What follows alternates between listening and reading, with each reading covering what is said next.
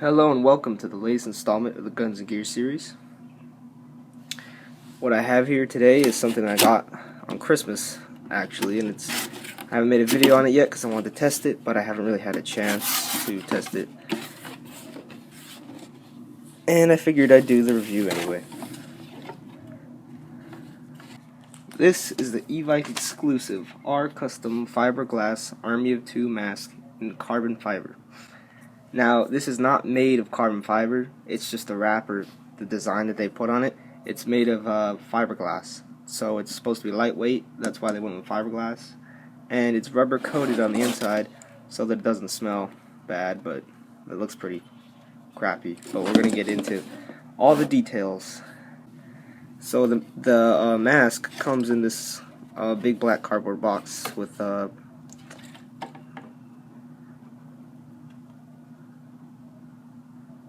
and it's wrapped up pretty well, so it's got a nice storage box.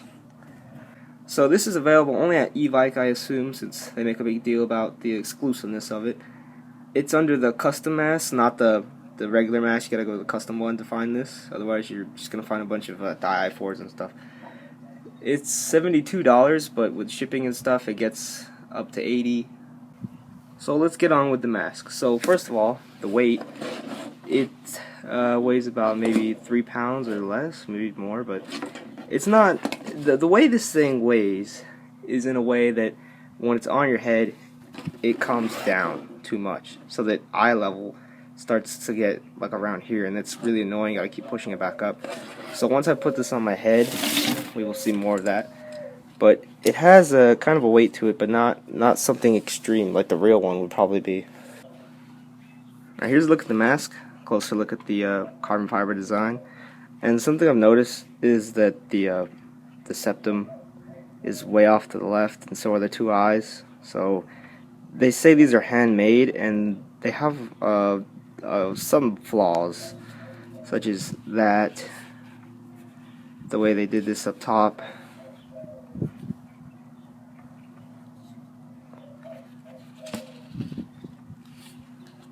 Some like white powder that I can't get to come off. I don't know, I think I've heard these are made out of carbon steel, so that's pretty damn strong. And these are 22 gauge wire mesh, at least that's what Evike says. I'm concerned about something though, is that if a BB hits this and shatters, it still has a chance of getting into your eye. So they also recommend that you wear eye protection even with the mask on. And if the BB were to somehow bounce up underneath, it could get your face or something like that. Alright, so in terms of ventilation, there's holes here and holes here, but there's actually padding over them, so that doesn't really matter. As far as ventilation goes, it's really good for ventilation's sake. When I'm wearing this, I never have a problem breathing, ever. A lot of ventilation comes in from the bottom, and even with the balaclava on, you still get good ventilation. So this is I'm guessing the whole thing is just fiberglass, but this is the exposed, just black fiberglass. Just giving some more details on it. They sell another carbon fiber one like this on Evike with like a kind of metal-looking bottom part, but this one's black. I chose black. And these are the screws for the straps that you want to replace them, which I recommend. Get into that later. So these are based off Army-of-2 masks. They look very cool, very aggressive looking. And we're going to move into the inside of the mask now. Alright, so here's the back. And this is the pathetic strap and buckle system that I'm not sure if they replaced it, Evike replaced it, or if they made this especially for Evike, but these straps suck ass. They're the most Chinese-y straps I've seen, and I don't have much of a, I have like a medium-sized head, and these straps are completely pulled in, adjusted so it would fit tighter, and it still doesn't fit tight. So I recommend just replacing the straps entirely if you can. They used to have a better quality one of these before. This is just like a piece of fiberglass that they just jizzed together. But they used to have more higher quality ones. I'm not sure why they sided with this. You can see their Evike logo is like done really crappily, and you could like kind of make out what looks like the carbon fiber design again on the fiberglass, and it's just, I don't know, it's pretty crappy. And the buckles are cheap Chinese. You should just get new ones. And they do, they buckle off and all that. So, yeah. But to take these out, you unscrew this and that. Alright, so let's just get into the inside. Oh, and another thing is that while this is on your head, these straps will like come out up front and make it look off. So now we're on the inside of the mask. These pads are way too big. I've heard somebody say they took theirs out and replaced them, but they're way too big for this mask, and they're pretty itchy too. So here's the inside of the mask. There's some space, and then you could just see like the crappy. Well, this isn't really crappy, but I guess this is the rubber they put in there to get rid of the fiberglass smell that they said on e-bike. There's the eyes. I want to see how close I can get the camera to this. So there's the eyes. To be truthful, you do get good vision out of these, but it's difficult to use iron sights on a rifle. I have an FN2000, and I can't really use my iron sights with that. Pistols are just fine, and maybe like wire stocks, like thin stocks on most guns. I'm not sure about an M4, but maybe optics. You can see optics, but you get okay vision with this. And if you choose to use these pads still, if you push the mask in, like push it onto your face, like really hard, your eyes get closer to the mesh, and you could see better. So just keep that in mind. So the padding starts from here. You got a lot of room for your mouth and nose, and it goes all the way up to the very top. So the whole thing is padded up top, and so is it for your forehead. So this is pretty good stuff. Pretty good placement of it. Also, all these pads are just glued on there. The Chinese likes to do it. I'm not sure the Chinese made this, but it's just glued straight on. I'm not sure there's a more professional way to doing this, but I see this a lot with Chinese stuff. I mean, these are definitely like Chinese cheapo straps and buckles. Say they did it okay with making these, except for the obvious flaws that they come with. Some of them come with. I think these are the newer ones that have more flaws, because the Zodiac has one of these masks, and his is actually a lot better than mine. And these are said to rate up to 500 FPS, like point blank. So you should never feel unsafe with this on, so long as you got some kind of glasses underneath. But these can definitely withstand any type of BB, and up to at least 500. So I feel pretty confident, pretty safe with this on, if that's what you're going for, with a full face. And it protects the top of your head too, covers your entire chin. None of your face comes poking out. It's all covering up the full front really well. So I'm gonna go put this on and talk about it from there. Alright, so I got my gear on just to make things look cooler. And I'm wearing a balaclava since it just looks more professional than having the skin and ears. But little change to my Splinter Cell suit thingy, or combat loadout, whatever it's called. I'll put some of my own Velcro on my arm so I can wear patches. So I might be able to do the Ghost Recon thing without a BDU yet. I still plan on getting a BDU, but this is what I got so far, and they're not sticking too well, but it's alright. So the mask, the ArmyofTwo mask. I'm going to put it on, and got the straps adjusted as tight as they can get, and they're still not going to stay on there too well. So if you got a balaclava like this, like a really elasticy, you might as well pull your nose down.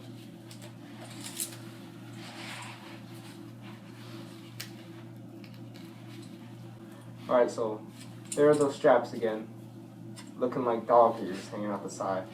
So once it's on, I recommend that if you're not getting good vision, literally push the mask into your face. So now it's a bit closer to my face, and should get better vision. Maybe it'll stay on there tighter. And the balaclava sort of helps. Alright, So I got the mask on. It is sort of hard to breathe, but I am inside and I'm wearing a balaclava, so that doesn't count. My balaclava is not covering my nose, and it feels tight enough, and it feels sort of comfortable. Like, yeah, I can wear this during an operation in Airsoft, no problem. So, vision-wise, my peripheral vision is still pretty good. It's not 100%. It's like 90 right now, but I can still see like that. That's how far it'll go. I'm not sure if putting my hands up really helps or anything, but that's how far my peripherals can go. Vision-wise, once you're focusing on stuff in front of you, the mesh tends to blur, so you don't see it anymore. But it's good that it's there. They say you could put glasses under this, so I'll be testing that. Cool thing I've seen people do with these is you can just have them on your head like this. I actually did this for my loadout video, and this is when you're not using it, and then you drop it down like that. It's pretty cool, but you gotta adjust it again. Alright, so it's been said that you can wear glasses with these on, so I just got these yellow shooter's glasses, or motorcycle glasses, sort of. Yeah, so you can't squish this in all the way in your face, but I am wearing the glasses underneath. But you can't get the mask much close. Now, if you're wearing prescription glasses, they might break under these kind of circumstances. So thin shooter's glasses are recommended for fitting under the mask. And these glasses fog really bad. Oh, what the fuck? So now I'm going to test the prescription glasses.